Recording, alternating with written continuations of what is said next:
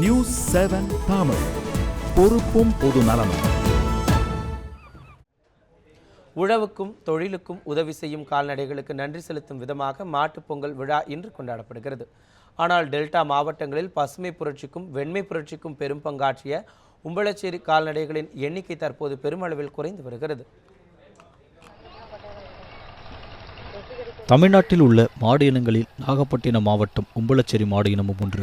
வயல் உழவிற்கும் வண்டி இழுப்பதற்கும் பெயர் போன இந்த உம்பளச்சேரி இன மாடுகள் நாகப்பட்டினம், திருவாரூர், தஞ்சை மாவட்டங்களில் அதிகமாக காணப்படுகின்றன.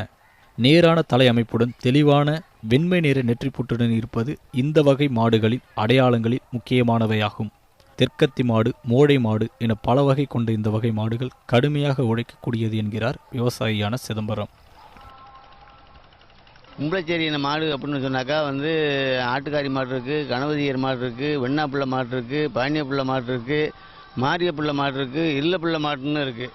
இத்தனை வகையான மாடும் அதிகமாக உழைக்கக்கூடிய மாடு. எவ்வளோ உலகையில் இருந்தாலும் போகும். 2 டன்னை தாண்டி இழுக்கக்கூடிய தன்மை உள்ளது.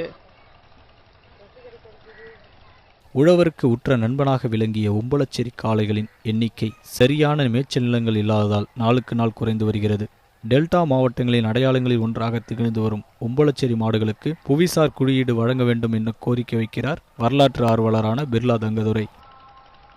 கால்நடை வளர்ப்போருக்கு ஒரு கூட்டுறவு சங்கத்தை ஏற்படுத்தணும். பாரம்பரிய கால்நடை வளர்ப்போர் கூட்டுறவு சங்கம் அப்படின்னு ஏற்படுத்தி அந்த கூட்டுறவு சங்கம் மூலமாக எல்லாருக்கும் கால்நடையை வளர்க்குறதுக்கும் மெடிசன் வழங்குறதுக்கும் ஊக்கத்தொகை வழங்கணும்.